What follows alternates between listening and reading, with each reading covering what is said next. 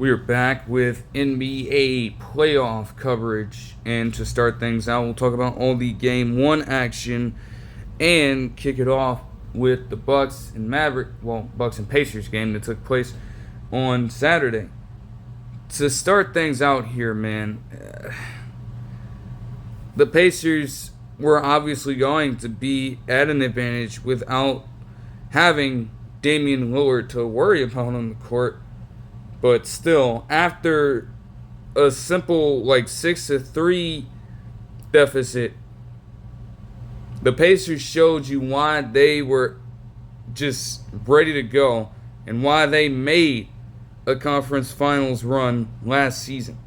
Andrew Nembhard, we saw it last postseason in his first ever, him just completely bolster his production when it mattered the most. And he just gave you glimpses of that off the rip, just hitting crazy fucking jump shots, getting physical in the paint. There was one sequence, he just pushes fucking Brook Lopez out of the way and gets himself an easy bucket in the fucking paint.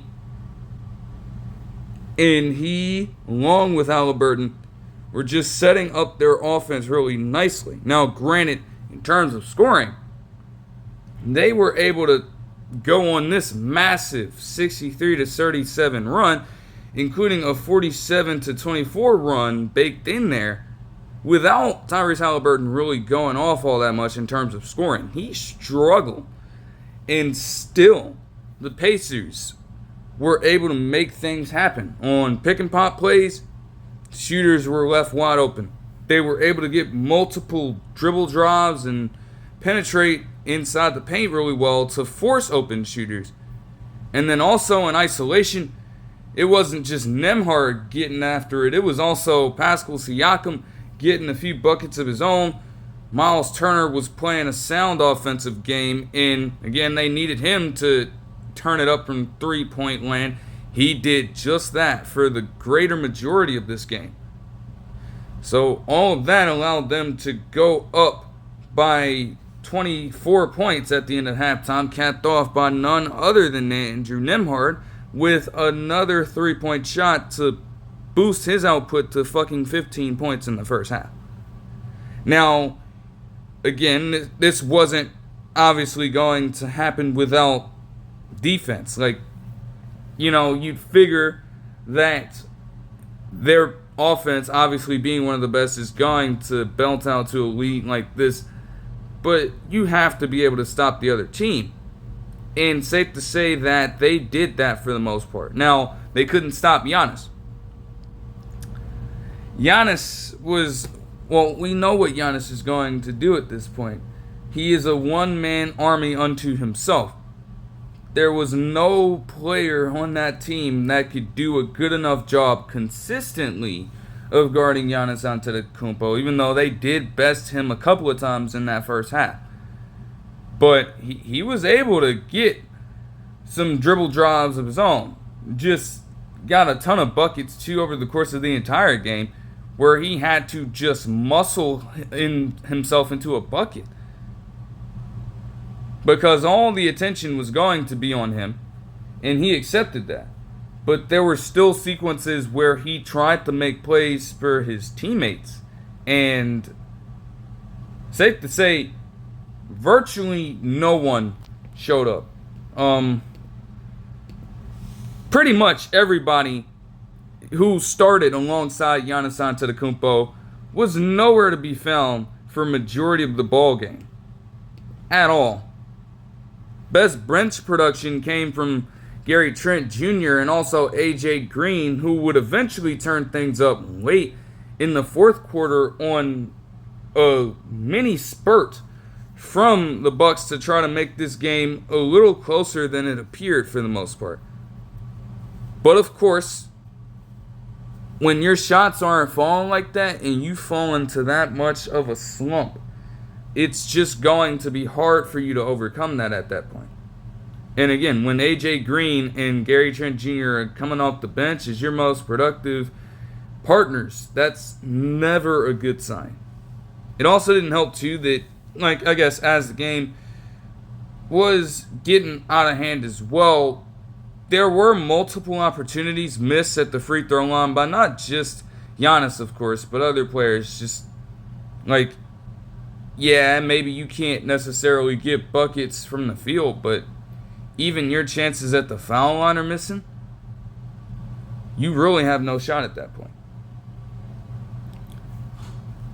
In reality, that concept of not getting to the foul line was really just a reflection of a larger problem with the Bucks in this overall game. I mean, through and through, not only did the Pacers outpace them in every sense of the imagination, but on either side of the ball, they had no intensity whatsoever in this ball game. They must not have understood that they entered a fucking playoff series. I kid you not. When a team can push you around that damn much, and even outside of Giannis doing what he did, nobody else played with any fire in their hearts. Nobody else really showed up like that. I mean, damn, like, seriously? Like, how do you expect to last in a full-on 7-game series? Obviously, we have seen teams be led by just one player who is so damn dynamic, but eventually, at some point in those games, they end up winning because the team decides to rally around them. We've seen dominant performances from just a single player on playoff teams that make deep runs every fucking year. But eventually, those who win a championship have an entire squad ready to go all out for 48 minutes and maybe extra time.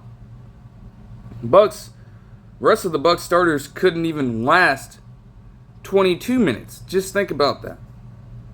Outside of Giannis, you have to rely on bench guys, especially when you look at guys like Kevin Porter Jr. and Gary Trent, who are just overly inconsistent. They provided you with double digits in this game, but it wasn't the best overall in terms of shooting for either of them. And yet, with the way that the stars aligned, with the fact that Damian Lillard was out, you knew you were going to be at a disadvantage offensively, but you still had to at least try and do something. Now, defensively, things might not have necessarily changed, even with Damian Lillard being in the lineup. And it just hurts. But again, with the way that the Bucks have operated over the past few years, they did it to themselves. There's no question about that. But again, 19-point defeats suffered by those guys to open up the series. And man, we'll just get on the Pacers and talk about their stats real quick, because I just, oh my gosh. So Pascal Siakam led the way with 25 points and 7 assists on 10 of 15 shooting. Miles Turner had 19 points and 5 rebounds with 4 blocks on 7 of 12 shooting. Andrew Nembhard had 17 points on 8 of 13 shooting, along with 5 assists and 2 steals. And Tyrese Halliburton, again, struggling offensively in terms of scoring, with just 10 points on 3 of 13 shooting, and no three-pointers made at all. But he did also have 7 rebounds and 12 assists with just a single turnover in this ball game as well. Benedict Mathurin also provided 13 off the bench. Meanwhile, for the Bucks, again, Giannis by far, 36 points, 12 rebounds, and 2 blocks on 14 of 23 shooting. Note, too, that he had a good bunch of triple-doubles leading up to the final game of the regular season. Over the course of the past couple weeks, he had just a single assist in this ball game and 5 turnovers. Yes, some of the passes were poor, but at the same time, these players, they were getting open looks and just bricking everything. Outside of really AJ Green, who provided 15 points off the bench in 27 minutes with 5 threes. Gary Trent Jr. had 14, as I mentioned, on 6 of 11 shooting. But you look at the starters, and you see something that really jumps out at you. Giannis would account for 72% rather, of their overall scoring. Brook Lopez only had 9 points in 21 minutes. Ryan Rollins started off the game pretty well, and that first quarter output of like 5 points is exactly what he would end up with by the end of his playing time in this one. And then we get to Taurean Prince, who played 20 minutes and didn't score a single time, while missing his only 3-point attempt from the field. Now, granted, in Taurean Prince's case, it's not necessarily acceptable, but at the same time, he still at least managed to get 3 assists with 2 rebounds, and he played solid defense on the night. So I'm not, you expect way more from him in terms of general output, but, okay, fine. Then we get to Kyle Kuzma.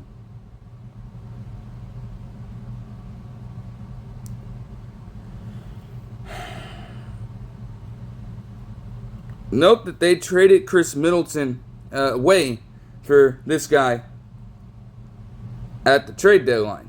And you want to know what this man does? In 22 minutes of play, he puts up 0 points on all 5 shooting with no rebounds, no assists, no steals, no blocks.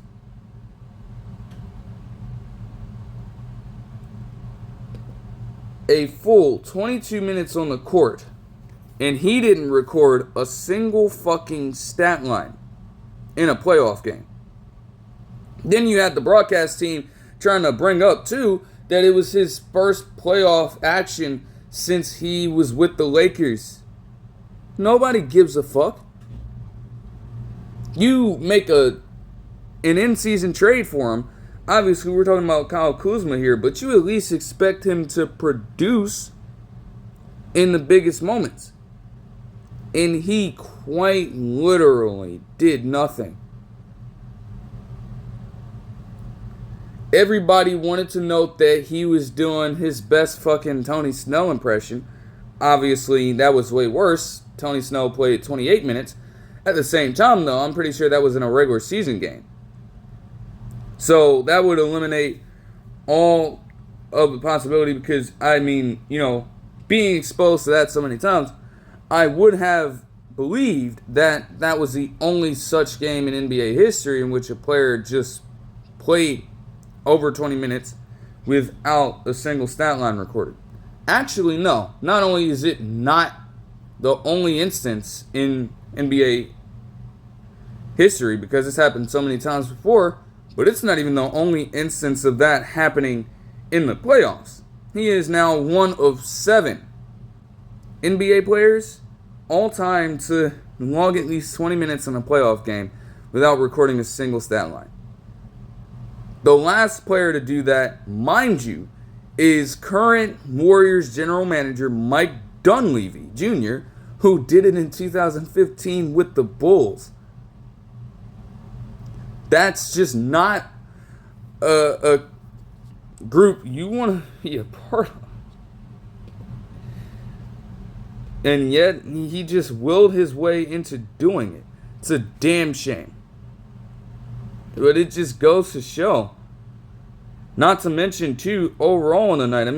9 of 37 shooting from 3, 24.3% clip. In what world do you think you'll win a game like that? No wonder you got stretched the hell out. And beaten to damn near a bloody pulp. Seriously, that's not good. So there are just a lot of overarching issues with this team. Not just Dame being out. There's so much more that goes into it. And they need to reevaluate that. Truly. Moving on to the Clippers and the Nuggets on Saturday as well. And you know what I was watching for off the rip. It is safe to say, though, that we didn't get to see much of it because earlier on, both teams were actually doing a solid job of looking for the mismatch. Whether they're calling for pick and rolls to attract attention of multiple defenders or just putting a lot of fucking off-ball screens in place to get other guys involved in the offense at any given moment. Jokic and Zubac, respectively, were able to take on weaker defenders on a good portion of their touches, especially in the first half.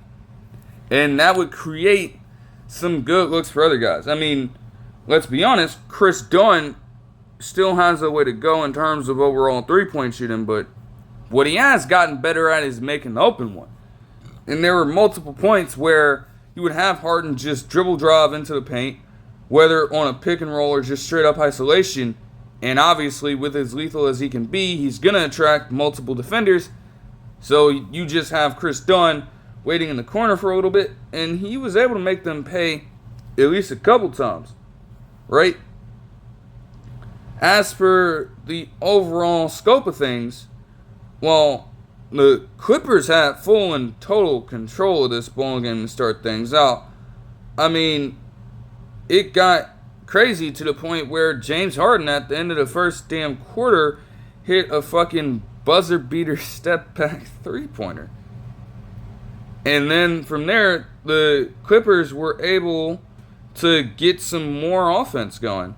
You had Kawhi Leonard getting involved for multiple buckets. He would have, I believe, a 12-point second quarter overall, just hitting some routine shots in the mid-range and just attacking weak defense. Like he got a good baseline drive against Nikola Jokic, for example. He just straight up dunked it on him.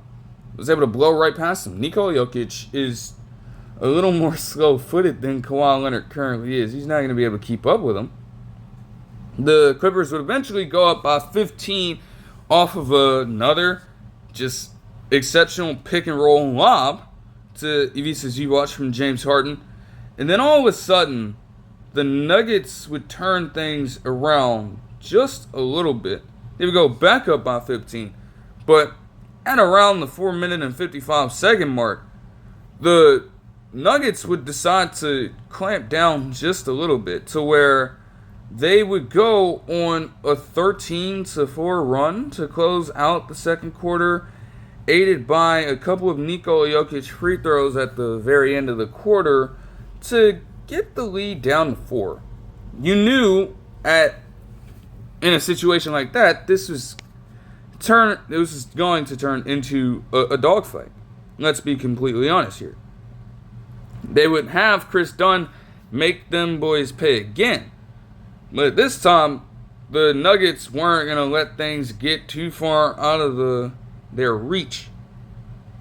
The Clippers would try their absolute hardest, but Nikola Jokic would continue to keep them honest with floater after floater after floater. Jamal Murray, who had also been struggling in the first half of this ballgame himself, would turn things up a little bit, being able to create his own shot more efficiently and get his teammates involved in the offense. Aaron Gordon also started heating up from the field overall. And then he would be countered by Nicholas Batum just hitting random three-pointers because that's certainly normal. The game would be within 3, though, still by the end of this quarter, as Nikola Jokic would make a layup to bring it even closer. Now, the fourth quarter would see just a lot of craziness go down. I mean, for starters, you have Russell Westbrook smoking another layup, and granted, he had been struggling all night long from the field. You would just hope that he would turn things around. I mean, Kawhi was doing it, of course. He had been relatively quiet in the second half before trying to get some action going in the fourth quarter. Though after one of his made shots, Jamal Murray would bring it upon himself to tie up the ball game. The Clippers would temporarily take it back and go on a little spurt, but the Nuggets were just inching closer and closer to making progress. All of a sudden, you have Russell Westbrook activating his duality as a basketball player. Regardless of whether or not he'd been struggling, what you can't deny is that he's always going to put in the effort. And it seems like in this final stretch, it paid off. Not only did he get a board and a layup, but he was also able to get another one. And then, being down 96-95 after an attempted and one by Visa Zubac that failed, he helped them take the lead with 24 seconds left. From a routine three-point shot, they left them wide open in the corner because, of course, you're going to dare a below-average three-point shooter to shoot the damn ball. Made him pay that time. Not to be outdone, James Harden would tie up the ball game with a vintage floater of his. And all of a sudden, the Nuggets did have a chance to have the final possession.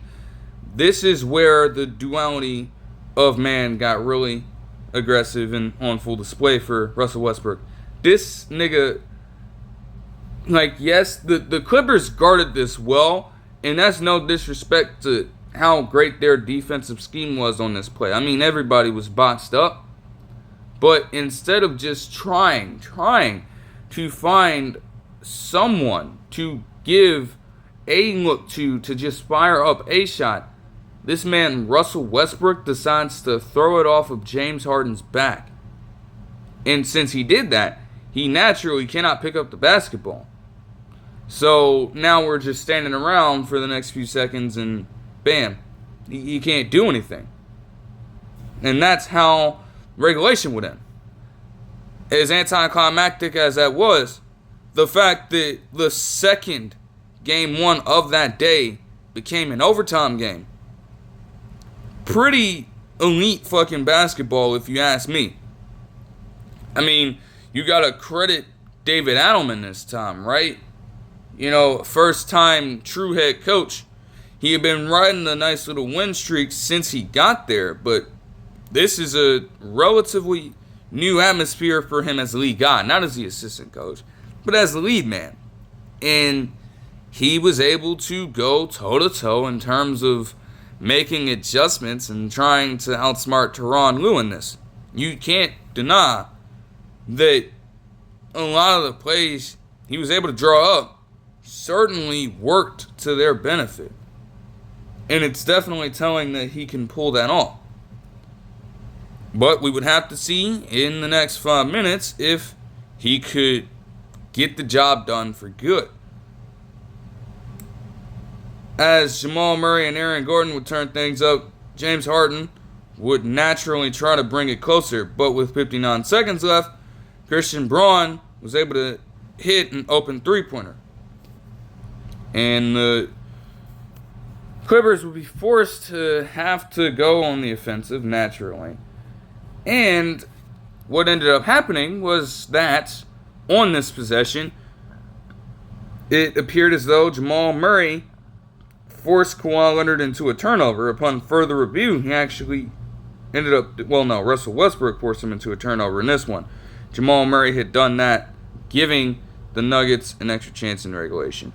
But nonetheless, great defense from, great overall defense from the team there. But not, Jamal Murray would just get reckless with the ball once more, leading to an easy James Harden three-pointer and a clutch one at that. Again, Chris Dunn as well. There's one thing he's known for, it's his defense. Now, Aaron Gordon would give them a three-point lead, and now you would have Russell Westbrook come in and eventually seal up the ball game with a steal to give the Nuggets another free possession, forcing the Clippers to just have to settle for the loss here. But again, it literally came down to the final basket as Norm Powell would actually hit the three-pointer. It was a wrap, though. There was literally nothing they could do at that point. So the Nuggets would pull out a thriller, 112-110 for their first game in this series. And, again, just a great display of basketball from both squads. Seeing how both teams were able to attack each other and then ultimately adjust in the most heated and most tense of moments. In this game, Nikola Jokic would have 29 points, 12 assists, 9 rebounds, and 3 steals on 12 of 24 shooting. Aaron Gordon would add 25 points and 8 rebounds on 8 of 14 shooting. Jamal Murray and Russell Westbrook would both struggle from the field. A combined 12 of 37 shooting for 36 points for them. But again, they were able to make the timely plays when it counted. And that ultimately put the Nuggets just over the top. Michael Porter Jr. did not play the best, and he would be benched in favor of Russell Westbrook for a good portion of this game, which is pretty sad to say. Just 3 points for him and 4 rebounds. For a man that is being invested in as much as he is, you don't want that. And then Braun would have 11 points. As for the Clippers, James Harden would have 32 points, 11 assists, and 6 rebounds on 11 of 22 shooting with 4 threes. Kawhi Leonard would have 22 points on 9 of 15 shooting to go along with 6 rebounds. And Ivica Zubac would have 21 points on 10 of 15 shooting along with 13 rebounds. Safe to say that, again, both of them, Zubac and Jokic, were just going to continue to see each other throughout the series. Let's just make that very clear. In terms of frame and physical ability, they match up too well with each other to not be given the assignment on each other. Zubac did get fried a little bit in the second half, but I thought that, he did all he naturally could do as the primary defender on Nikola Jokic for a portion of these plays. I mean, we're talking about a player who's considered to be the best in the world. He'll still naturally get his, but all you can do on defense is try and make it more difficult for them to pull off their standard plays. That did not end up happening in this game. What essentially hurt the Clippers as well, especially after that stretch in the second quarter where they took that massive lead, their undoing came down to just turnovers. I mean, you saw it in the plays in regulation and overtime that eventually led them to bring it to overtime in the first place and then lose. 20 turnovers to 11. And then also in terms of points off turnovers, the Nuggets had 29, a 20-point advantage in that metric. That is ridiculous. So you can identify exactly what the issue was. But going into game 2, the Clippers would have to adjust their game plan just a little bit. Moving on to the Knicks and Pistons, where right off the bat, seeing how Cade Cunningham had been playing against the Knicks all season long, the Knicks decided they weren't going to take that shit. They were going to put one of their best wing defenders in OG Anunoby on him. And whenever he tried to penetrate, they were going to pack his shit. They were going to blitz the fuck out of him. And Cade Cunningham, for this entire game, did struggle. Let's keep that very clear. He could not get to his spots at all.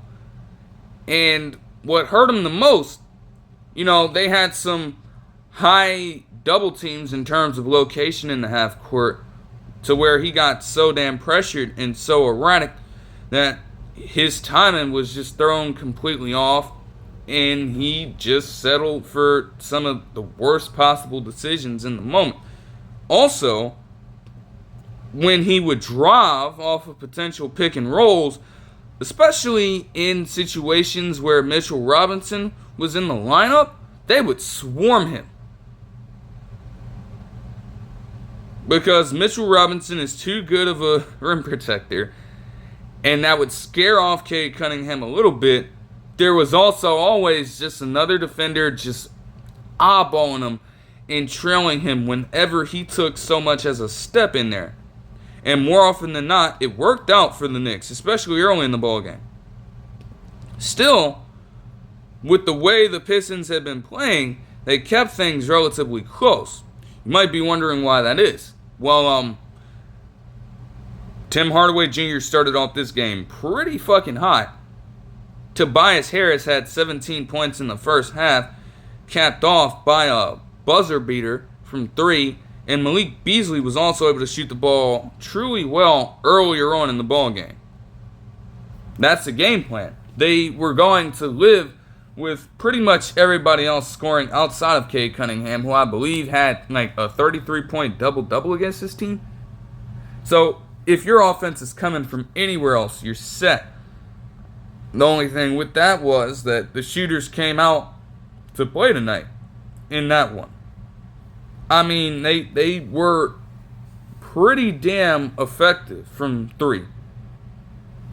I don't know if the Knicks were banking on that at all. Still, they kept things routine. They still just decided to settle for it. Because as long as Cade Cunningham was not getting his game going, you could afford to just settle for it. And naturally, you would hope that your offense would respond. Safe to say that the Pistons, would be able to go on an overall 34-21 run at some point, eventually getting up by 8 at multiple points, and in the fourth quarter, with 9 minutes and 16 seconds left to go, you would have them go up 98-90. Now, they had been managing relatively well throughout the course of the game, even when they were trailing. It was always a neck-and-neck battle between the two teams. It never really got too out of hand.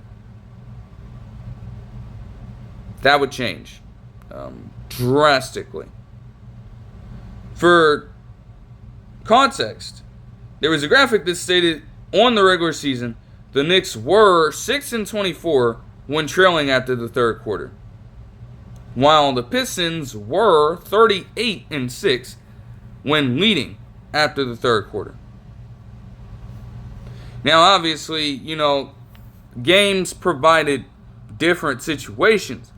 So every single one of these wins and losses could really be subjective. You don't necessarily know the full story, but if you see records that are on so far down the line in terms of either extreme, there might be merit to it. Didn't pan out for this game because immediately the Pistons' youth in a hostile environment would begin to show.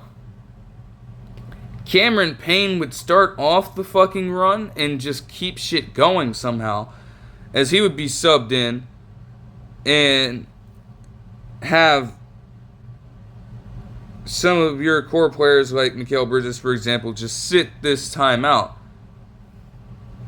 I don't even know how he activated that. But quite literally, it just was a culmination of everything. They started going cold from three, but also, whether it was Cade Cunningham, whether it was Tim Hardaway Jr., whether it was Tobias Harris, or they made some dumbass decisions. They started off the quarter with a 5-second violation, ironically enough, and then you get into just some of the most head-scratching decisions imaginable that led to turnovers on turnovers piling up for this team, leading to easy transition offense for the Knicks, and they converted damn near every fucking time. In the blink of an eye, since that 9-minute and 16-second mark, the Pistons would go on a 21-0 run in around 4 minutes and 17 seconds. Now, the Pistons would respond with a three, and to their credit, over the next few minutes, they would actually get the game back within 6. But by that point, especially too, their fouling was just terrible. Duran had been in foul trouble earlier on in the half and couldn't play as many minutes as he expected. Asar Thompson fouled out of the fucking ball game as well. So that would eventually hurt their chances of any potential comeback. And with the Jalen Brunson free throw that would end off the onslaught from the Knicks, especially in the fourth quarter, that saw them put up 40 points. They would win the game 123 to 112 off of that alone. It's pretty crazy when you think about it. Now, according to the graphic, it stated that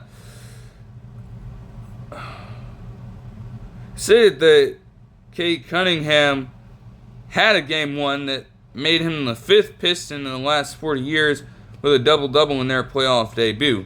Yes, 21 points, 6 rebounds, and 12 assists is okay, but again, for his standards, it was far below his average on the season. You also have to pair in the fact that he had 6 turnovers, he shot just 25% from 3, and he shot just 8 of 21 from the field. His impact was just nullified completely in favor of other guys like Tobias Harris, who had 25 and 6 with 2 blocks on 8 of 13 shooting and 4 threes, with guys like Tim Hardaway Jr. getting 19 points, and with guys like Malik Beasley getting 20 points off the bench. Jalen Duren, again, also struggled tremendously. Yes, he had 7 points and 6 rebounds, along with 3 assists and 3 blocks on 3 or 4 shooting, but that man was getting baited into so many fouls, bro. It was too easy to just pick on him. And granted, being a first-time playoff player, I suppose it makes sense, but it's just unacceptable when you're one of the core guys to just allow that to happen to you. And Duren certainly has the physique to keep up in situations like that. That's common knowledge. So there's no way you should be getting pushed around and just deceived as much as you are in this one.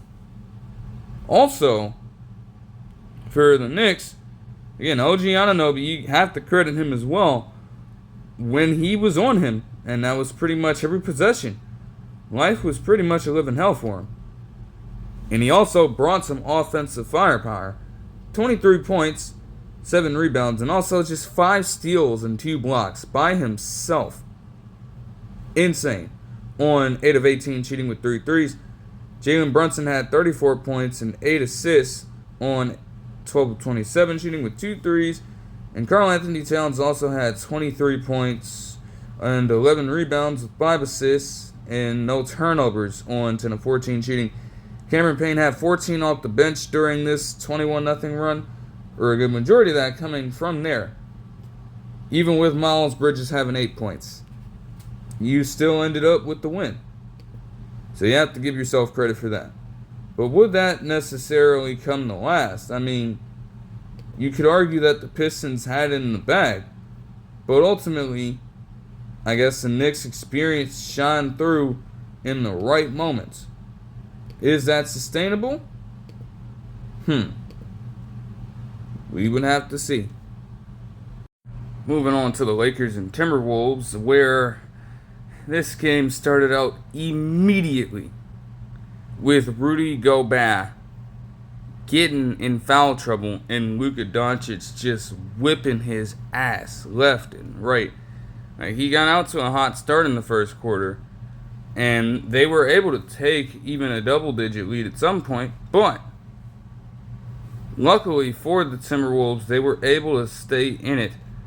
Because outside of that stretch, they were competitive. They started to hit some shots of their own, which would become very important for the rest of this game. Because to open up the second quarter, Jaden McDaniels would just go on a hot streak. And prior to an Austin Reeves response with a nice layup of his own, you would have the Timberwolves just storm back with a barrage of three-pointer after three-pointer after three-pointer. I mean, it was the same story every time they went down the court. Whether they were forcing pressure into the paint, whether they were just encouraging and embracing potential double teams to find open shooters, no matter how you slice it, the Timberwolves were able to just get the rest of their core players on a fucking hot streak from deep. They could not be stopped. Like, I kid you not, over the stretch, every single shot they had from there ended up going in, because not only were they open, but they didn't even have to think about shooting it. All they had to do was catch and aim and fire the ball into the bucket. They didn't have to move it around at all. They weren't distracted in any sense of the imagination. All they had to do was set their feet. That's virtually it. And they were ready to go. This would just barrel into a large, and I mean large, deficit for the Lakers to storm back from. Even with a little spurt aided by LeBron James and one, you would still have Dante DiVincenzo at the end of the first half hit a fucking deep buzzer beater on Austin Reeves to put them up by 11. To make matters even worse, they went on an 11-0 run to open up the second half with even more shooting from Jaden McDaniels, Julius Randle, and also Anthony Edwards hitting another three-pointer of his own. Now, granted, he had a slower start to the game than you would expect, but when you have all of the quality role players around you being able to torch them that greatly, and you can affect the game with your playmaking, like they were essentially forcing Anthony Edwards to do at that point. Because in a similar way to what the Pistons were doing, you know, you're going to try to send a double team. You're going to try to send as much pressure as possible because you know that Anthony Edwards turns it up in the playoffs. So you don't want problems with that. And granted, while they understood the first portion of the assignment, the second part of that is just making sure that your rotations are always on time. And they were virtually non-existent for most of this game after that first quarter and a half. I mean, you had Michael Conley Jr. just settling in a three-pointer. You had Anthony Edwards just getting his. But he would, for a brief period of time, be taken out due to what ended up being cramps. They still had a 23-point lead at this point, but as he started to get out of the game, the Lakers would actually take advantage a little bit. A Luka Doncic three-pointer from fucking half court, all bank as well, would end up going in to cut the lead down to 16. And they would continue to try to claw their way back in it prior to Anthony Edwards coming back. All of a sudden, a 12-point lead with around 11 minutes in the fourth quarter to go. They have a chance. But Anthony Edwards was able to just cook up immediately when he got back in. And it just ballooned into quite another large run for the Timberwolves that would eventually close out the ball game as Naz Reid continued to make shots, and ultimately both teams would decide to just put in their bench units. The game would finish with a score of 117-95 in favor of the Timberwolves, with them shooting 50% from deep and also making what I think was, they stated, a franchise record 21 threes in a playoff game. They also shot 51.2% from the field while holding the Lakers to just 39.8% from overall shooting and 36.6% from deep. Which, again, defense is their calling card. But if they can respond in the way they did and convert that defense to offense efficiently, the Lakers could be in some trouble. I mean, 25-6 in transition. They forced more turnovers. They were able to control the glass. And they just had their way in the paint, really. Anthony Edwards had 22 points, 8 rebounds, and 9 assists with just a single turnover on 8 of 22 shooting. Rougher night, but again, his playmaking to have a 9-to-1 assist-to-turnover ratio and make some exceptional passes on the night to get other guys going certainly helps. Jaden McDaniels also had 25 points to lead the way, along with 9 rebounds and 2 assists. He shot 11 of 13 from the field and made all 3 of his threes, making him the first ever Timberwolves player to log a 25-plus point game in the playoffs with over 80% shooting from the field.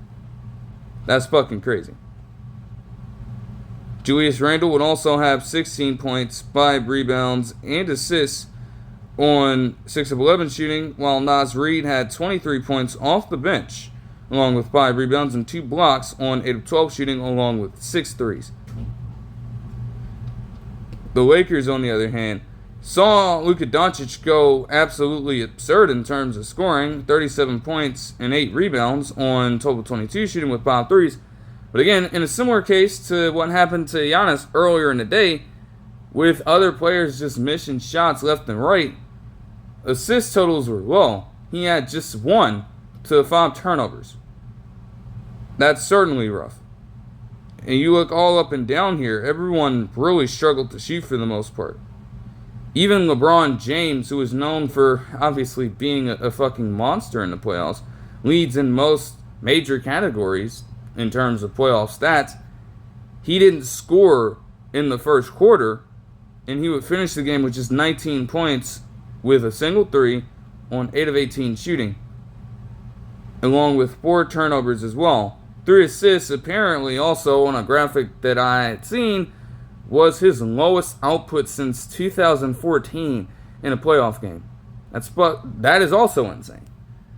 But again, the larger problem here is the defense. Naturally, we understand that the Lakers have been inconsistent from that front throughout the season. And when it's been bad, it's glaringly bad.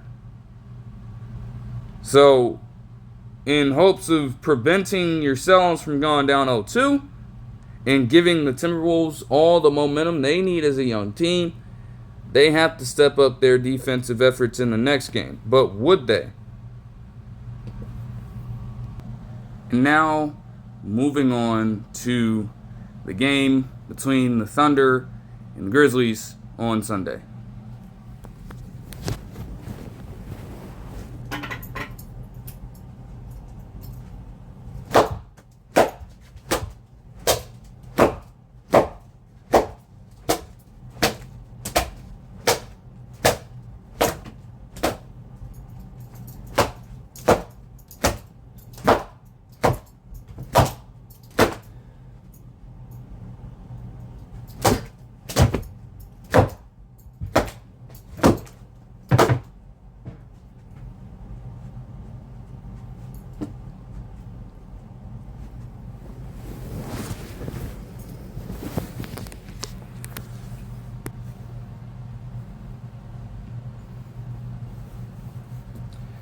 Not wrong in that either. I kid you not. I watched the entire thing play out, and oh my goodness. Literally, any way you can think of a basketball team getting beaten by another one, the Thunder were able to do. Because, holy shit, just, like, oh my God, on offense. Like, a team that is known for physicality in the Grizzlies could not do a damn thing to stop the Thunder. Not only are their best players really fucking good, but they are too fucking deep to where almost every single player, sans for Alex Caruso, scored on the day. And that's only because Alex Caruso didn't even shoot when in the minutes that he played.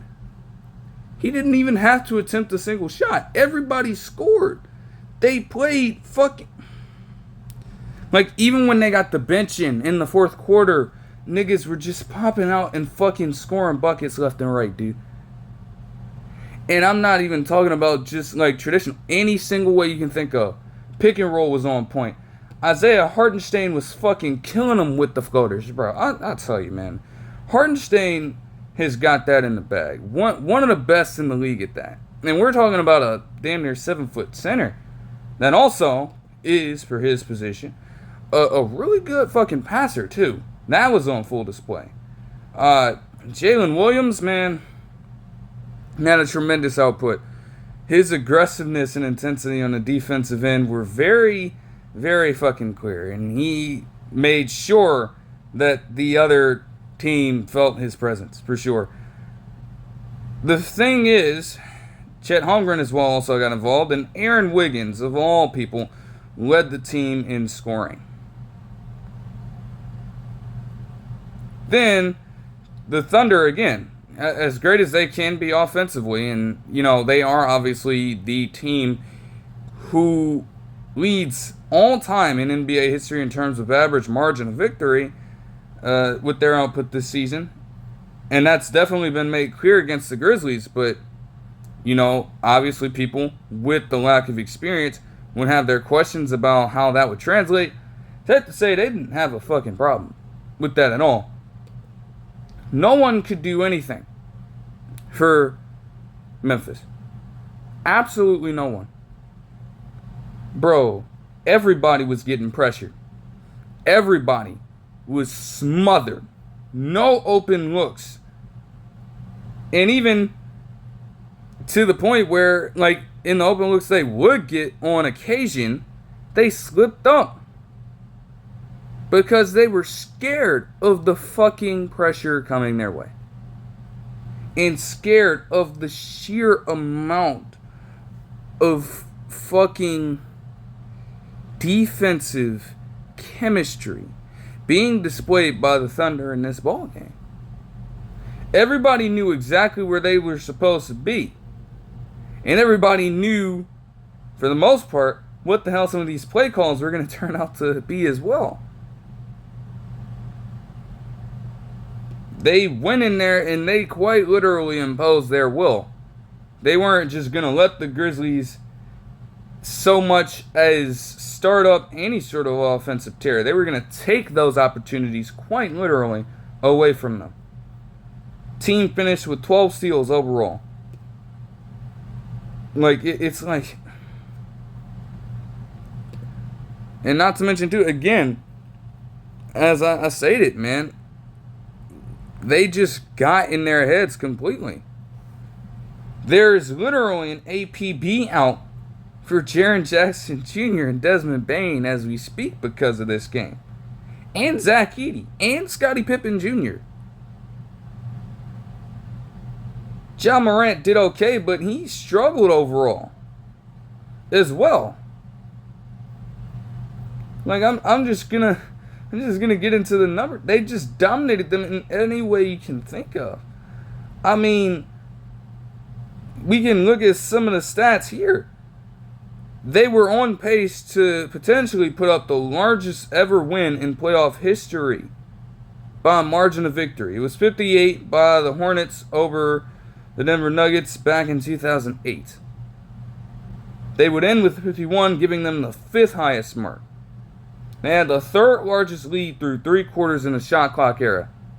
They had the largest Game 1 win in playoff history by 51 points. Also, the Grizzlies were held at 36 points at halftime. Now again, given how things are in the modern day and how teams will take a backseat in situations like this, it was probably a pipe dream to think that this could happen. But if things stood on par with that, the Grizzlies may have very well finished the game with the single worst offensive output in the shot clock era for a team ever. And if that would have happened, that would have been so embarrassing. Because in this current day, in this current stage of the modern era, a lot of the rules and fouls and things like that, the way the game is played, it tends to favor the offense. And you mean to tell me that you are in danger of having one of the worst ever outputs? Despite that. That just goes to show you that the Thunder were here to make a statement. Even if they are a young team, bro, they're coming, potentially. And again, to start things off with the stats, I mentioned all of the players that did well. Keep in mind that they won by 51 points without Shai Gilgeous-Alexander even getting 20. We're talking about a player who had around 70 straight ball games or so with over 20 or more points in the regular season to finish off that stretch. And one of the rare games this season, he had just 15 points on 4 of 13 shooting, hit only 1 3 on 7 attempts, and had 5 assists and 3 rebounds. That is not a great Shai Gilgeous-Alexander game. And they still did what to them? They should be cowering in fucking fear.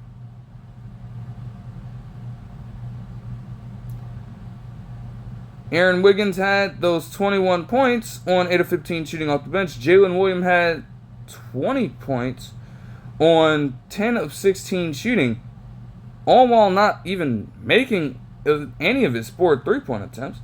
Chet Holmgren had a 19-point, 10-rebound double-double on 5 of 11 shooting. Hartenstein had 14 points, 8 rebounds, 5 assists, and a steal on 7 of 8 shooting. Lou Dort had 4 threes. The Arkansas Jalen Williams had 9 points with 2 threes. Isaiah Joe had 6 points. Kenrich Williams had 6 points. AJ Mitchell had 5. Dylan Jones had 2. And Cason Wallace had 2 on a fucking monster dunk, might I add. Oh my. Bro. Like, holy shit. As for the Grizzlies, man, this just adds another layer to the ridiculousness. So, let me just provide some context here. Marvin Bagley III had been with the Wizards and Pistons recently and was just acquired by the Grizzlies very short time ago before the playoffs kicked in, right? This is a man who has been stuck on trash team after trash basketball team and had never, to this point in his NBA career, logged a single playoff minute. He'd never been to the playoffs. This was his first action there. You want to know what this nigga did? He led the team in scoring with 17 points on perfect shooting from the field. And also, the only 3 he hit ended up being one that came at the end of the third quarter on some fluky ass buzzer beater shit. Do you know how embarrassing that is? The fact that combined Morant, Bane, Jackson Jr., and even Pippen Jr. to an extent had those kinds of struggles. I guess outside of Pippen Jr., you know Bane, Morant, and Jackson Jr. have the playoff experience beforehand. And yet a first-time playoff player outperforms you like this. A lot of it is garbage time, sure, but, like, dude, you still had starters playing out there in garbage time, and they couldn't get anything to fucking go. Morant, just 17 points on 6 of 17 shooting. Bane, 9 points with just 2 rebounds to go along with that on 3 of 12 shooting. Jay Huff had 8 points off the bench for some reason. Then you get to Aldama with 5 on 2 of 6 shooting. You have Edey with 4 points on 2 of 5 shooting. Jaren Jackson Jr. had 2 points and like a single rebound at the end of the first half and would finish with just 4 points, 3 rebounds, 2 assists, and a steal on fucking 2 of 13 shooting. Like, nigga, what? We're talking about a supposed defensive player of the year candidate and a really good player on all accounts doing that? And Zach Edey struggled as well, yes. You know, he tried to have a pep talk with him, but at the same time, while Zach Edey is truly a rookie and, you know, it's understandable that things like this will happen sometimes, you can't excuse Marvin Bagley III doing the same goddamn thing in his first ever playoff action.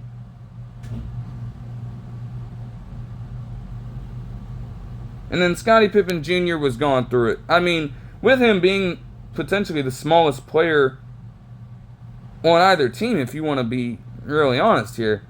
He got picked on defensively, and on the offensive side, all those bodies being thrown at him just made things rough. So he finished the game with 2 points, 2 rebounds, 4 assists, and 5 fouls as well. Just a great representation of how it was out there for him. He just shot 1 of 9 from the field, didn't make any of his 4 3-point attempts either. The most revealing thing, though, was the fact that Yazalo just decided to say, fuck Luke Kennard. Like, when things were starting to get bad, a good coach would recognize that things are getting out of hand and that you would certainly need to do anything imaginable to accrue points in a hurry. Why not put Luke Kennard in the game much earlier? With his ability to shoot the 3 ball, if he got hot enough, he could have single-handedly offered you a lifeline to potentially weather the storm and at least make this game competitive. But no.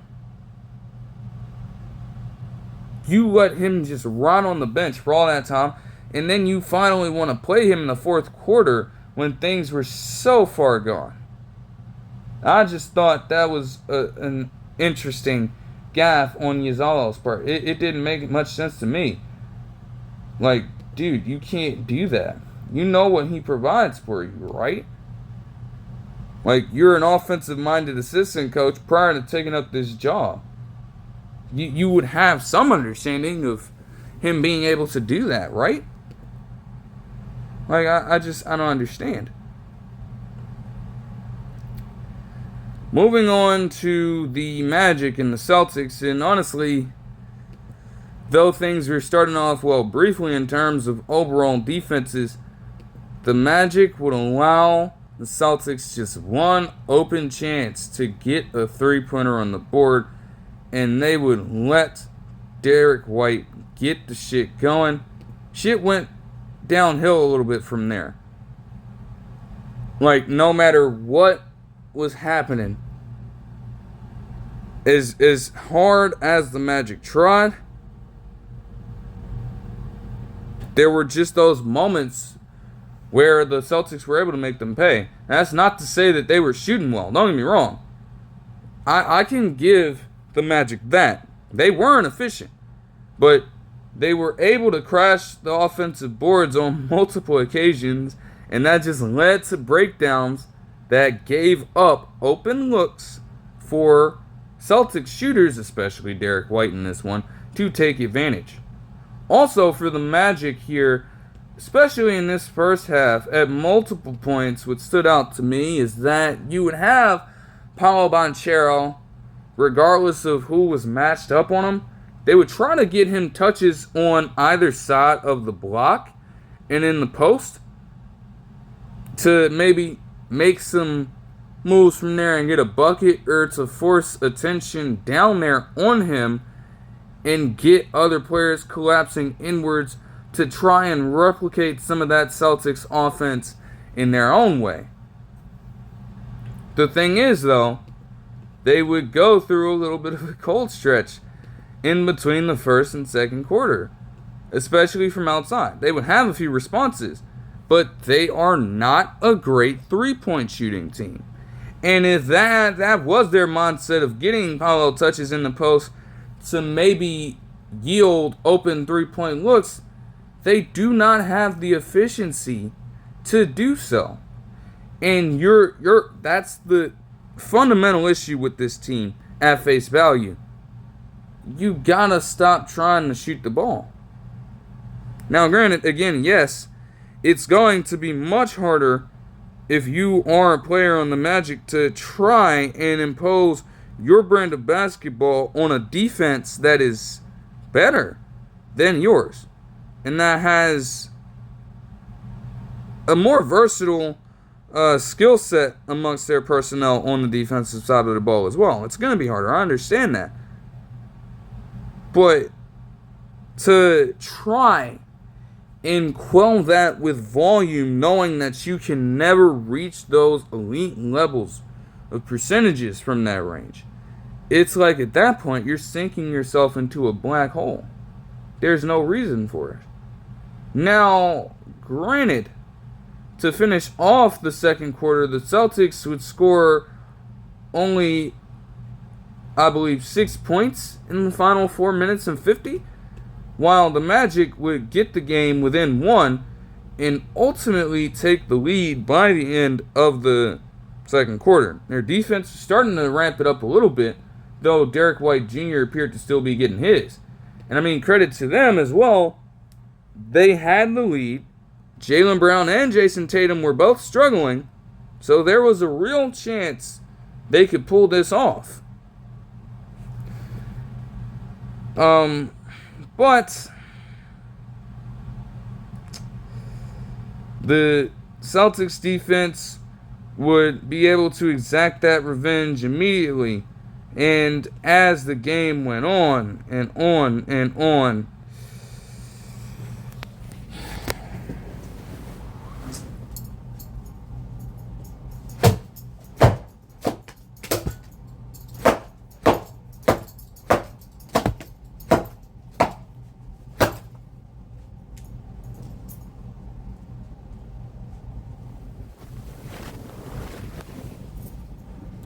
now, that's not to say that Paolo Banchero and Franz Wagner didn't play well. They did, but at the same time, even they were susceptible to just making some errant decisions. Like, there was a moment that Franz Wagner literally dribbled the ball off of the back heel of his foot, and it led to an easy transition bucket.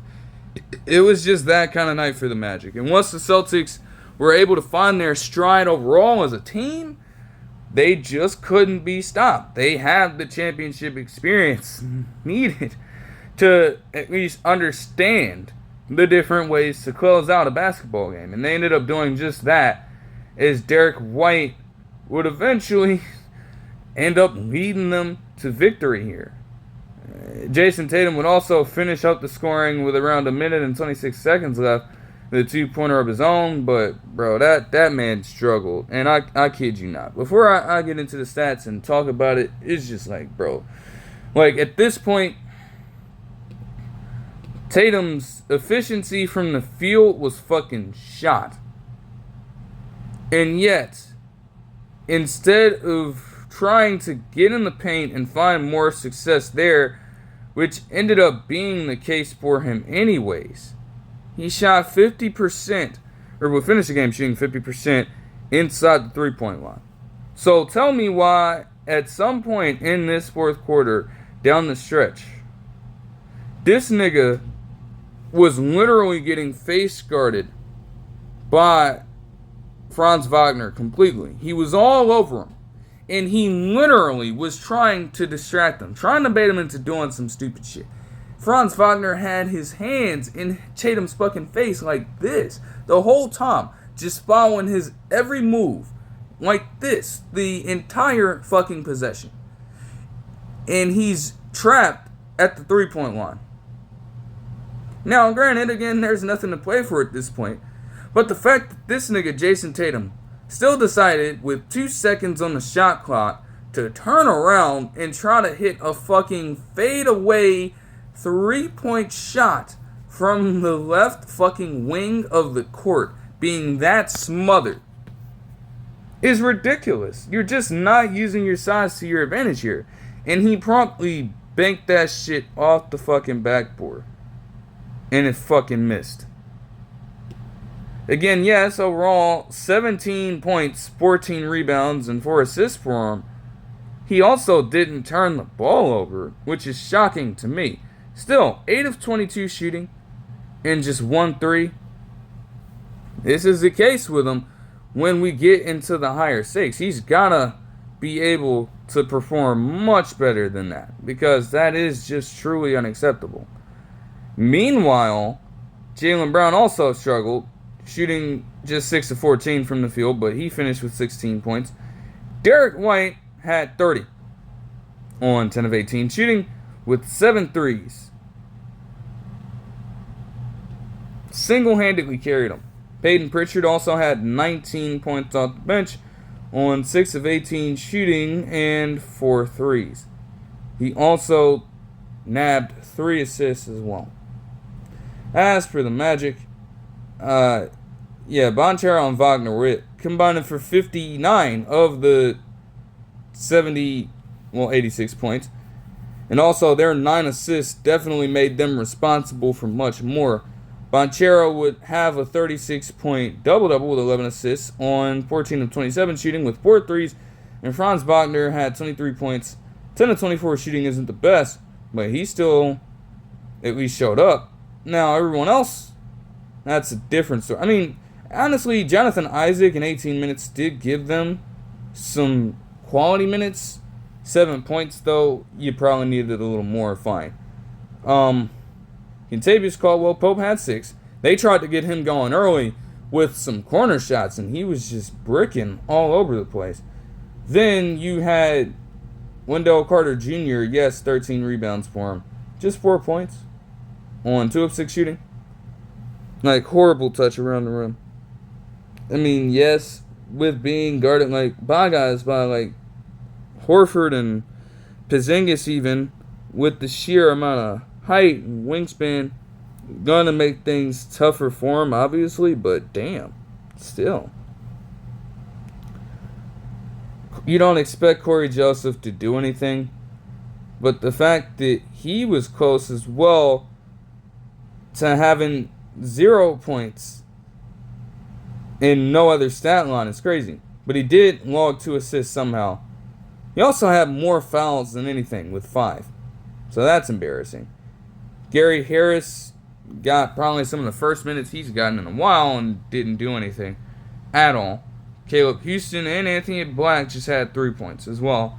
And Cole Anthony just had 4 points off the bench. So that lack of bench production overall, and the mere fact that the Celtics just turned it on in terms of generating fast break opportunities off of turnovers and being an opportunistic defense, they stood no chance.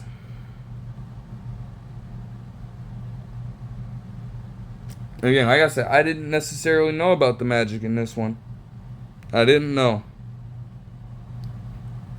You know, they had some good in this, but they've gotta reevaluate what the hell they're doing over there.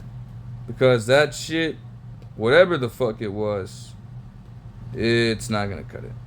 It's just not gonna cut it, bro. Real talk. Moving on to the Heat and the Cavs, and to be honest, throughout this entire game, it looked as though the Heat were overmatched. I mean, on paper, you could probably imagine that, but it really felt like they just couldn't do anything right. I mean, bro, defensively, they were just allowing them to have their way, especially Donovan Mitchell inside the paint. They ran him off the three-point line, but he was getting physical and acrobatic with some of the shots he attempted from inside the restricted area. Darius Garland was also going off at the same time. They couldn't stay attached to shooters for shit.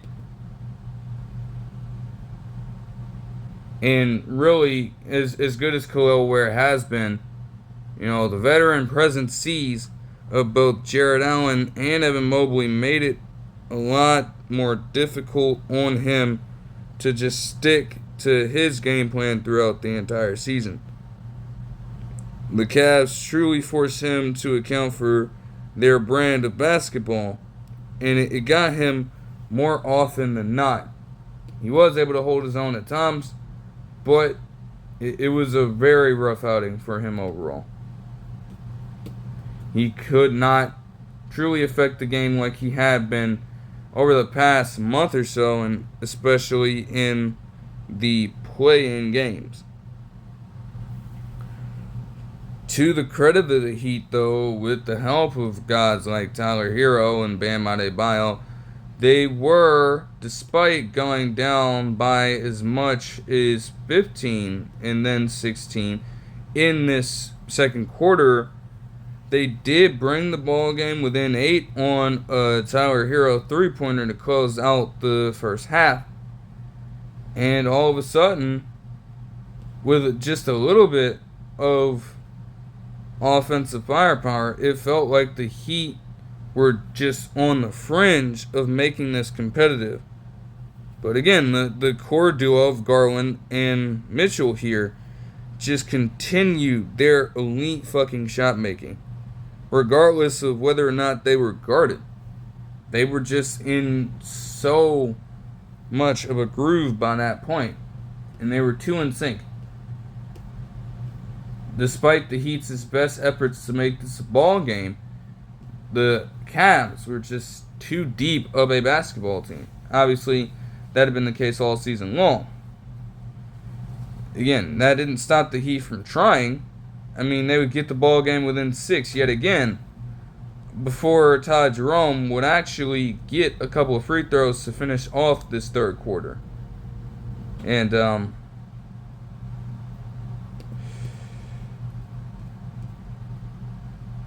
then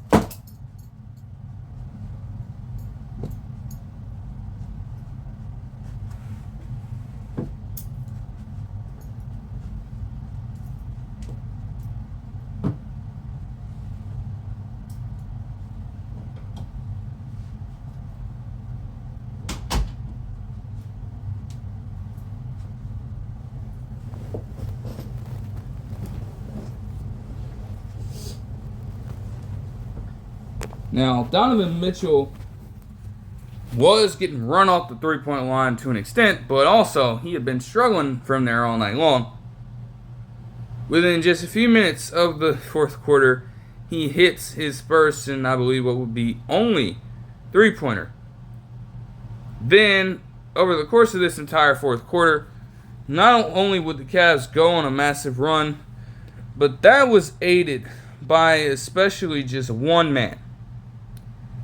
Jerome would have himself a fucking 16-point fourth quarter. He was getting open looks from 3. He was getting physical and driving downhill in the paint. Got an and one at some point. He was killing from the mid-range. They could not stop him at all. And you pair that up with Mobley, Allen, Mitchell, and Garland being able to do what they had done throughout the course of the entire game, it was a wrap from there. As for the numbers here, Donovan Mitchell will lead the way with 30 points, 5 rebounds, 4 assists, and 4 steals even on 11-19 shooting with 2 threes. Okay, it wasn't. There's only one. But again, a majority of these buckets are just tough. 90% shooting inside the three-point line, essentially. And not all of these were just mid-range buckets. Most of them were him just getting downhill, getting met at the summit, and still just finding the most improbable ways to come up with buckets. It is amazing stuff to watch. Jerome would have 28 points, 5 rebounds, and 3 assists in 26 minutes off the bench on 10 of 15 shooting with 5 threes. His 28-point outing would be the 4th most all-time for a player coming off of the bench in their playoff debut. Mitchell also, as I should note, tied Michael Jordan's record for the most consecutive 30-plus point game ones in playoff history. As for Darius Garland, he would have 27 points, 3 rebounds, and 5 assists, all on 10 of 17 shooting.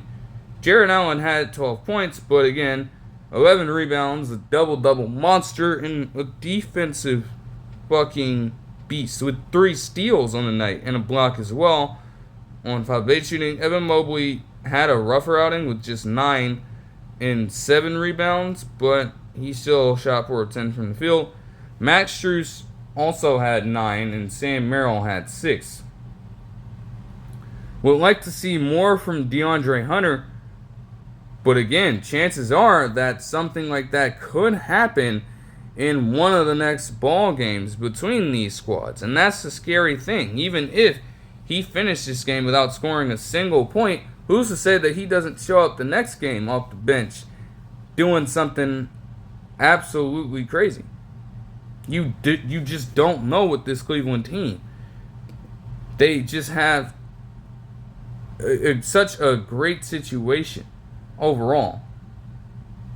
As for the Heat, Adebayo would have 24 points, 9 rebounds, and 3 assists, with 2 steals on 10 of 22 shooting. Tyler Hero had 21 points on 7 of 18 shooting. Andrew Wiggins went a little quiet, had 14 points on 5 of 11 shooting. Davion Mitchell, I ain't gonna lie, they were able to bully him a little bit because of his size, and then also on multiple occasions they had Donovan Mitchell guarding him up man to man on offense, and Donovan Mitchell a couple of times did get the better of him, gave him a taste of his own medicine, forced him into some turnovers as well. But 18 and 9 on 8 of 12 shooting with 2 threes ain't the worst in the world, so you'll take it. All in all, again, the Heat, they have to understand that defense is going to be a necessity for them to at least try and win one of these ball games. Because to rely on potentially outscoring this Cavaliers team when they've been one of the best offenses in terms of efficiency and points per game ever, really, then, I don't necessarily think you can keep up with that, logically speaking. It would take so much at your disposal that you probably don't have right now. I'm just being honest. So, hey, man.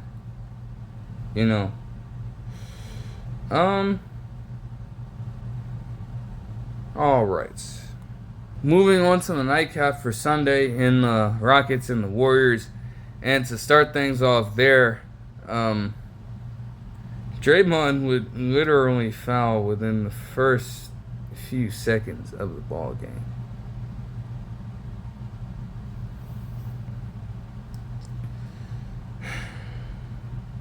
It was just, oh gosh, crazy stuff. So that happens, and Amen Thompson already gets sent to the free throw line. But, with him not necessarily being a good shooter overall, let alone a free throw shooter, he would miss both back-to-back.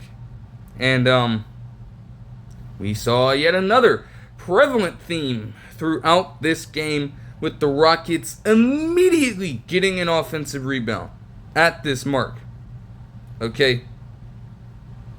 Now, Schengen, in getting this possession, would actually do a really smart thing. Obviously I could complain about them hunting Draymond Green, but at the same time, we're talking about possibly, before Jimmy Butler III got there, obviously, we're talking about the Warriors' core defender on the team, especially when it comes to guarding bigger players overall. If you can get him in a situation where he has 2 fouls in just the first 40 seconds of the ball game or so, less than 30, shit, if you can do that, you're gonna take the opportunity to do it. But Draymond was able to draw the charge. They get that, and then the Warriors would go scoreless on their possession, and it would take them a while to get activated. But before that, Auburn Shangen would immediately get his revenge. He literally drove inside, bro, and he posterized the shit out of Draymond Green. I can't fucking lie. He got him good. He got him so damn good. And you can't say it wasn't a poster. That man Draymond was jumping up for it and everything. He got him. And they were in. The whole Houston crowd was hyped after that. They got out to a quick 7-0 run with that baked in overall prior to Brandon Pajemski breaking the ice for the Dubs with a 3-point shot. You would have the Warriors settle into it a little bit, but at the same time, nothing was certain, and it was surely just a rough stretch for both teams. Because even with that quick start and with a quick 8-point lead held by the Rockets here, neither team could really shoot well. Whether we're talking about from three, whether we're talking about just general layups and things like that, both defenses did a great job on just hawking niggas down.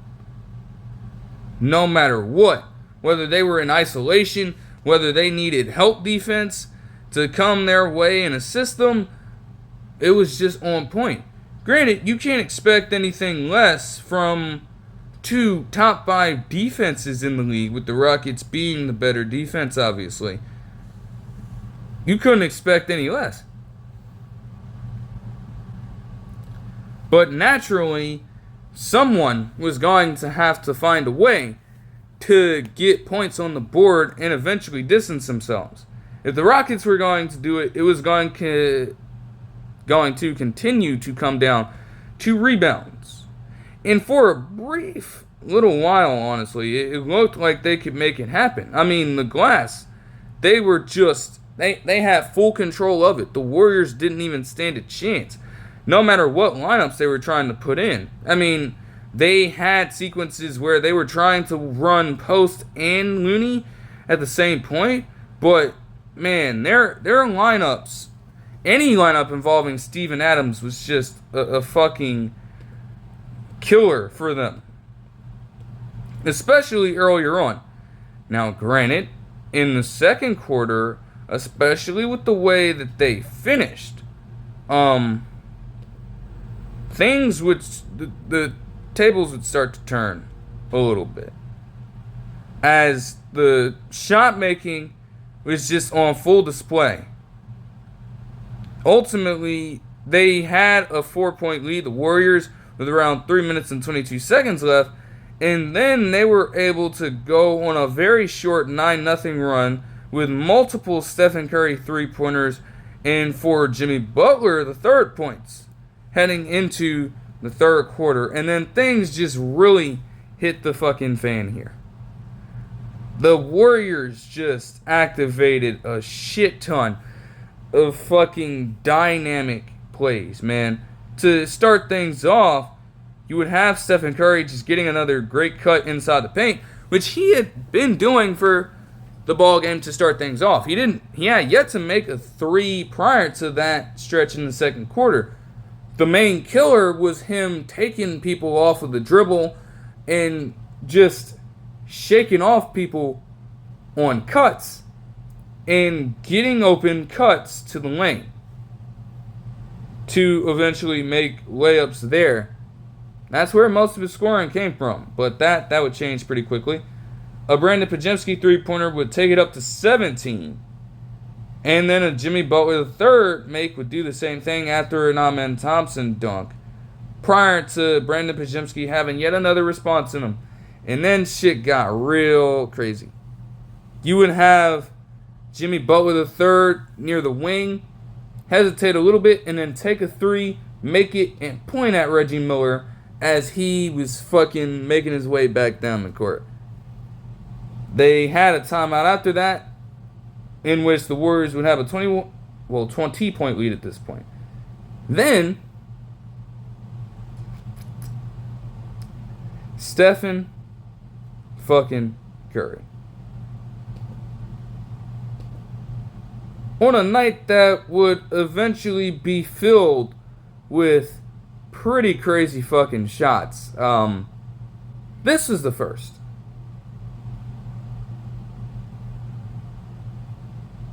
He takes on Jalen Green, and honestly, to Jalen Green's credit, he wasn't able to create a lot of space like that. You're going up against one of the best ball handlers of this generation, and he did not shake him. So he had to settle for a desperation shot. It was winding down. He leans over to his right, fades away, rises up, and chucks up a three-pointer in the corner, essentially, and greens it in fucking Jalen Green's face to take the Warriors' lead up to 23. But the Rockets would start responding, ending off what ended up being a 19-6 run. And then the Rockets would go on an overall 42-25 run. Offensive rebounds were a fucking killer in this ball game. A killer. As I mentioned, they started to spam the lineup that had Tari Eason, Jabari Smith Jr., and Steven Adams in there at the same time. And they just started going crazy on the fucking boards, man. They were just swallowing them whole. And it literally saved them at multiple points because a good majority of the shots that the Rockets would make in this time were all second chance points. They weren't making their first shots initially, but they kept getting chance after chance after chance. And it was a great display of their ability to at least have some kind of will to win. Granted, they're a young team with inexperience, but the fire is there. You couldn't deny that during this stretch. Then they would throw Alperen Sengun back in there, and the shit would continue to where the lead was cut down to 9 by the end of the third quarter, with Jabari Smith Jr. getting another pretty tough bucket. And granted, you gotta love the minutes he had in this one. I mean, bro, he not only did he give them that rebounding ability, but even with shots not typically being made on the first attempt, he actually ended up finishing the game, making every single one of his. The Rockets needed that.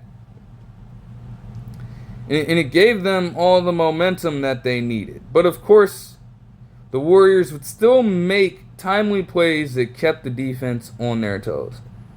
The second crazy Curry shot would come as you would have him take a three-pointer essentially from near the logo on the left wing with the shot clock winding down, and he just greens it as Amen Thompson is trying his hardest to converge on that attempt. Even with shots like that, though, the Rockets were not going to be denied this chance to at least give the Warriors a run for their money. Steven Adams' offensive rebound into a layup got things within 4. And then Gary, it was just back and forth smash mouth basketball. They even got it within 3 as well. And then there would be a few things that would happen, that would go down. There was a very debatable situation with a potential Brandon Podziemski travel prior to an assist to Moses Moody. They didn't check it in real time. A problem we could have, fair enough. Also, there was a situation where there was a deflection out of bounds at some point that might have gone out on Draymond Green. Same thing. You have to check it in real time if you're going to rule one thing, at least with something that close. They didn't, and that would lead to Another Warriors possession and another improbable Stephen Curry shot. Like, goodness. Bro, they inbound the ball, and then with a good amount of time on the shot clock, this man, Stephen Curry, leans in and takes another 3-point shot from fucking deep. And he splashed it again, giving him a 31-point night at that point. Just a legitimate takeover with some of the craziness going on. Now, both defenses would go back and forth with getting stops on stops. And when it was looking dire, the Warriors would start to turn up their offensive rebounding techniques a little bit. They would turn up their tendencies a little bit there. Brandon Pajemski would get one. In essence, though it says he missed a layup, that's a pass. Went right off the backboard and was just a pseudo alley-oop, I guess, to Draymond to get the layup in. Then you would have the Rockets with a brief response. But ultimately, their inability to hit shots immediately, even with this damn Fred VanVleet three-pointer, oh yeah, by that point he was like 2 of 11 shooting from there. So, with all that, the Warriors were able to just take it over by kind of shortening the game up a little bit. I mean, Moses Moody would hit a 3, but then you would have Jimmy Butler III rip off essentially 6 points in the last minute and change, along with another Brandon Pajemski layup on fucking Dillon Brooks, by the way, to open the game up to 13 points within the final 25 seconds. Dillon Brooks also didn't even have 10 points himself and would luckily get to 11 on a fluky-ass three-point jumper. But by that point, the game was done. Warriors would win 95-85.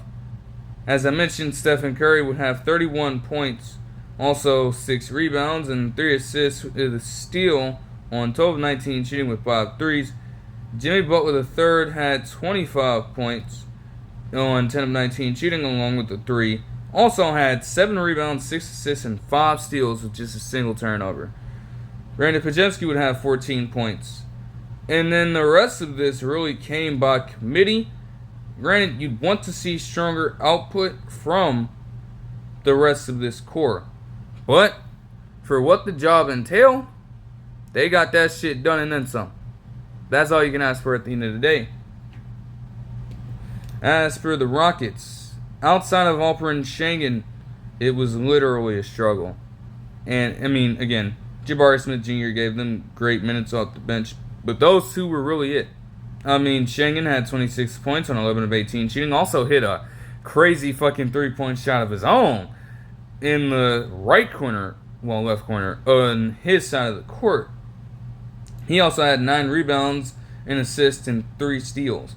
I kid you not. That man was getting active. Like, even when he was on the perimeter, he was getting aggressive out there for a few steals here and there. Like, he was trying. He understood more than most other players there outside of Fred VanVleet that the Rockets were going to have to do that kind of shit to win. But nobody else virtually seemed to understand that outside of Jabari Smith Jr., who would have 11 points on perfect shooting and 6 rebounds as well. Dillon Brooks, again, 11 points, but 3 of 9 shooting. Fred VanVleet, 10 points and 7 assists with a steal, but on 4 of 19 shooting and 2 of 13 shooting from deep. Gonna have to ramp that shit up if you want to at least keep pace with the Warriors' three-point shooting. It's gonna have to start with him. He is by far their best overall three-point shooter. And to have that atrocious mark from there, no wonder that sunk you. Tari Eason had 6 points on 3 of 10 shooting off the bench. Steven Adams is just a monster. Again, 6 points, 7 well, 12 rebounds overall, including 5 offensive rebounds. Like, literally, overall, they had 22 offensive rebounds to the Warriors' 6. That made up the difference in terms of the glass presence. It was crazy. But again, the fact that the Warriors were able to overcome that still and win this ball game late is a testament to how both teams are built in terms of personnel and mindset. Really. The most egregious culprit, though, would be none other than Jalen Green. You didn't hear me utter Jalen Green's name a single time during the whole breakdown of that game. That was for a great reason.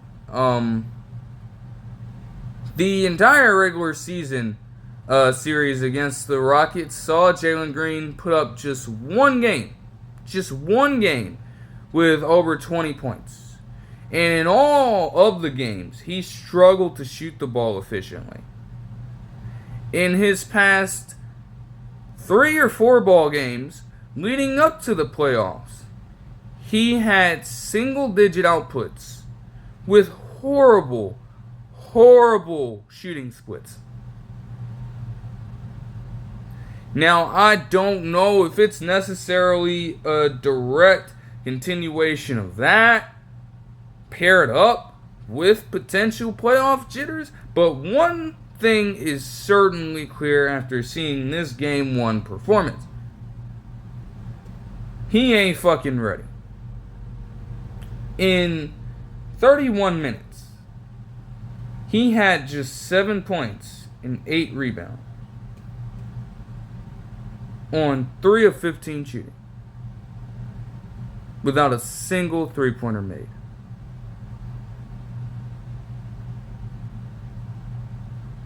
This is a man who is now on a rookie extension paired up with that of Schengen.